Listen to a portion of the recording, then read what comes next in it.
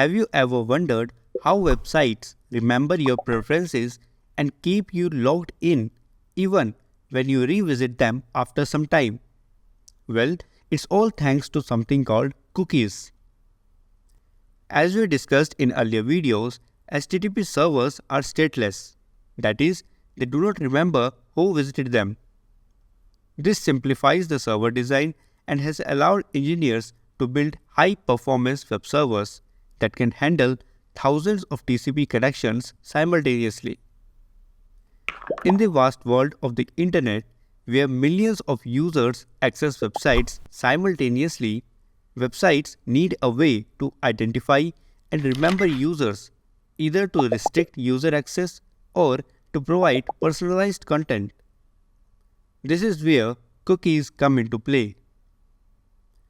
Cookies technology consists of four main components: a cookie header in the HTTP response message from the web server, a cookie header in the HTTP request message from the web browser, a cookie file stored on the user's device and managed by the web browser, and a database on the website's server.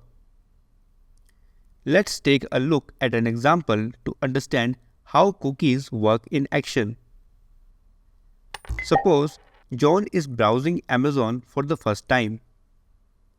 When his web browser sends a request to the Amazon's server, the web server assigns him a unique identification number and stores it in its backend database.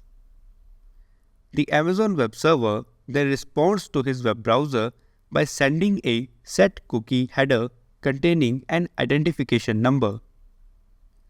When his web browser receives the HTTP response message, it stores this identification number in its cookie file. As John continues to browse Amazon, his web browser accesses the cookie file and includes his identification number in every request he sends to the web server. This allows Amazon to track John's activity on their site, such as the pages he visits and the items he adds to his cart. Although Amazon do not know John's name, it knows the history of user 1678. Therefore, cookies also help websites to provide personalized experience, where Amazon suggests products to John based on the web pages he visited earlier. When John returns to Amazon later, his browser still sends his identification number with each request. If John decides to register with Amazon by providing his name and other details, Amazon can associate this information with his identification number. This allows Amazon to offer features like one-click shopping, where John does not need to re-enter his details every time he makes a purchase. While cookies enhance user experience, they also raise privacy concerns.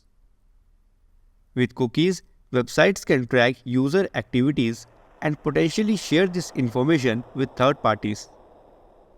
So, the next time you browse the web and see a cookie notification, remember that it is not just a sweet treat for your browser. It's a powerful tool for user-server interaction.